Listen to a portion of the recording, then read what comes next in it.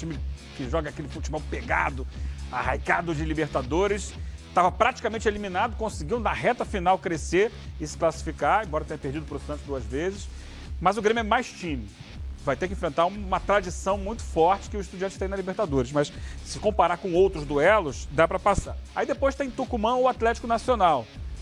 Nada é fácil em Libertadores, mas se comparar com a possibilidade de pegar Boca, de pegar Corinthians ou Palmeiras, acho que o Grêmio, que já caiu na fase de grupos num grupo tranquilo, com Cerro Porteño, Defensor e Monagas, também foi bem nesse sorteio e tem um caminho razoável para tentar o bicampeonato. A gente está vendo aí exatamente o chaveamento. O Santos vai pegar o Independente, depois nas quartas de final pega mais uma equipe argentina se passar. O Grêmio passando pelo Estudiantes vai pegar o Atlético Tucumã ou pega o Atlético Nacional da Colômbia. Esses aí já são os chaveamentos, são os 4 primeiros jogos. Aí a gente passa para o outro lado, a gente tem o Colo-Colo encarando o Corinthians, né? O Corinthians define em casa, o Cerro Porteño pegando a equipe do Palmeiras, né? O Cerro Porteño joga a primeira em casa. E aí a gente tem Flamengo e Cruzeiro. O Cruzeiro define em casa e o Boca jogando contra o Libertad do Paraguai. O Libertad define em casa. Então, no chaveamento aí a gente pode ter Flamengo ou Cruzeiro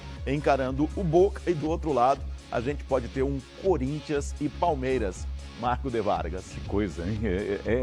Alguém se deu bem, alguém se deu mal, mas isso é do sorteio, né? Sorteio é assim. Eu concordo com os colegas, esse confronto aí, Flamengo e Cruzeiro, seria legal evitar, mas como é sorteio, uma pena. Agora, uma coisa é bacana, né? Aqui nos canais Fox Sports, só grandes jogos nas oitavas de final da Libertadores da América. É uma competição que está totalmente aberta, a gente vai ter a volta a partir do dia 8 de agosto com grandes jogos e as torcidas brasileiras aí já fazendo uma projeção, né? De repente a gente tem um Boca e Flamengo, Boca e Cruzeiro, um Corinthians e Palmeiras nas quartas Corinthians e de Palmeiras final. Eu acho muito provável. Eu acredito no Corinthians contra o Colo-Colo, assim como acredito no Palmeiras passando pelo Cerro Porteño. Eu acho muito provável. Flamengo e Cruzeiro não dá para arriscar. O Flamengo é líder do Campeonato Brasileiro, o time está jogando muito certinho. Mas o Cruzeiro também, sob o comando do técnico Mano Menezes, é um time que sabe jogar esse tipo de competição, independentemente da tradição. Os times fizeram a final da Copa do Brasil no ano passado e a decisão foi nos pênaltis. Eu acho que não dá para arriscar nada em termos de favoritismo nesse duelo. Agora, eu acho que Corinthians e Palmeiras devem se enfrentar nas quartas de final, acho que os dois passam. E fazendo uma análise, o Grêmio pode pegar o Santos, né, do lado de cá, pode pegar o Santos nas quartas de final, né?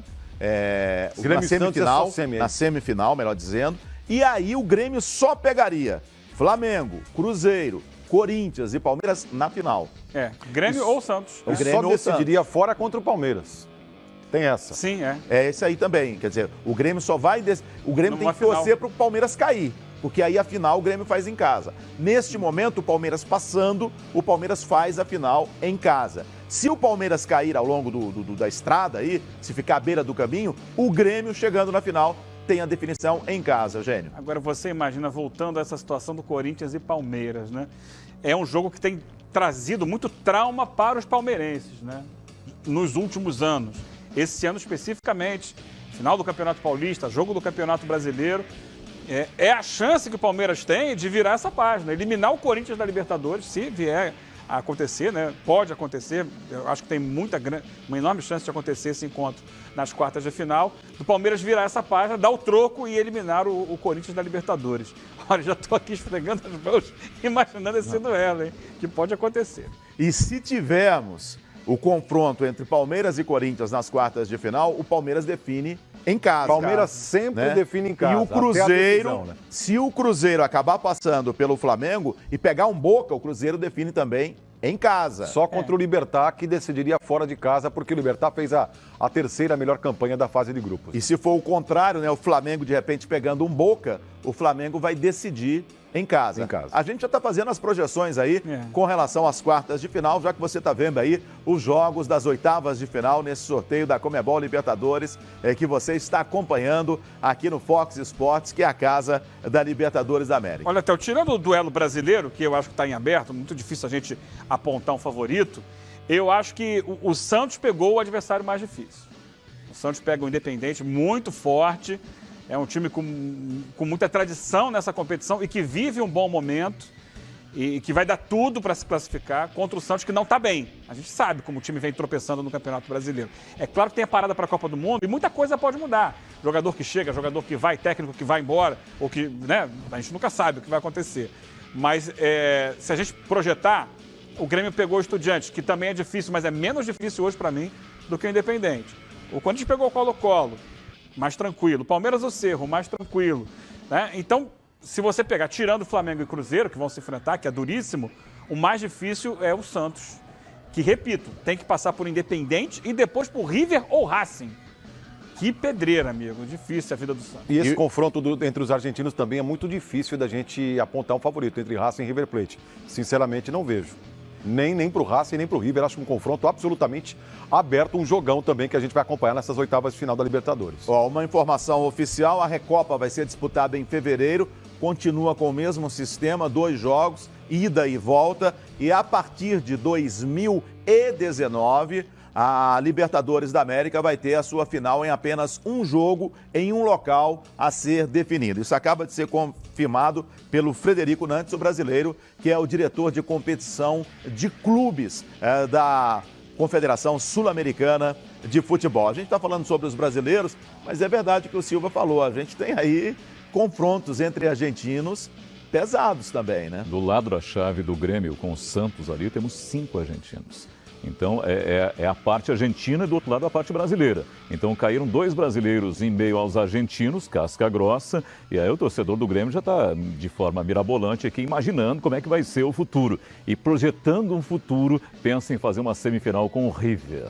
Bom, vamos analisar então a situação dos brasileiros, time por time. O Palmeiras joga a primeira fora de casa contra o Cerro Porteño do Paraguai, que não tem título de Libertadores da América, e define a sua classificação em casa. Palmeiras, favoritaço? Palmeiras é favorito, indiscutivelmente, mas jogar com o Cerro lá na casa dele é uma pedreira. É um time com excelentes resultados desde que reformou seu estádio, né? La Nueva Odia tem capacidade para 45 mil torcedores hoje, e lá ele ganha quase sempre. O Grêmio teve dificuldades lá, inclusive, no jogo da fase de grupos. Empatou, não conseguiu a vitória. E foi um jogo muito difícil, não fluiu o jogo do Grêmio. E o Palmeiras tem a questão de que não está conseguindo ser tão vencedor jogando em casa. Então seria bom para ele ter um bom resultado fora. Mas é óbvio que, olhando no geral, é muito mais time do que o Cerro Porteño. O Palmeiras, nesse sorteio, Silva, já pulou aí 10 casinhas para chegar nas quartas de final em cima do Cerro? Eu acho favorito. Eu acho que esse confronto Palmeiras e Corinthians está desenhado para as quartas de final. Não vejo o Colo-Colo eliminando o Corinthians. Colo-Colo se classificou, o Eugênio lembrou aqui, daquele jogo de compadres, né, contra o Atlético Nacional. Eu acho que o Colo-Colo não passa pelo Corinthians e o Palmeiras, se de repente perder o jogo lá em Assunção, suponhamos 1-0, 2-1, eu acho que decide em casa o Cerro, até porque contra o Grêmio foi muito mal jogando em Porto Alegre, foi goleado, o Grêmio atropelou. Claro, o Grêmio é um time, o Palmeiras é outro, mas eu acho que o Palmeiras, decidindo em casa, passa pelo Cerro Porteño. Está desenhadinho na minha cabeça esse Palmeiras e Corinthians nas quartas de final. Não creio em nenhum dos dois deixando a Libertadores nas oitavas, viu, Theo? Marco de Vargas, é rede para o Palmeiras em cima do Cerro Porteño? Acho que sim, o Palmeiras, tudo bem, a gente tem que ter calma. Estamos aqui ouriçados, somos copeiros, a gente quer ver a coisa acontecer, mas a gente vai ter mais de um mês para essa coisa acontecer. Tem bastante tempo até lá. Em tese, sim, o Palmeiras é bem favorito, o Corinthians também é favorito contra o Colo-Colo. Se deu bem nesse sorteio o Corinthians, por esse aspecto, pelo adversário da fase oitava de final. Eu concordo com o Eugênio, o Colo-Colo é um adversário que é plenamente batível pelo time brasileiro. Até lá o Corinthians vai se arrumar, creio eu. Mas... Tem o Valdívia o Colo-Colo, né? Tem o Valdívia. É um confronto interessante também por esse aspecto.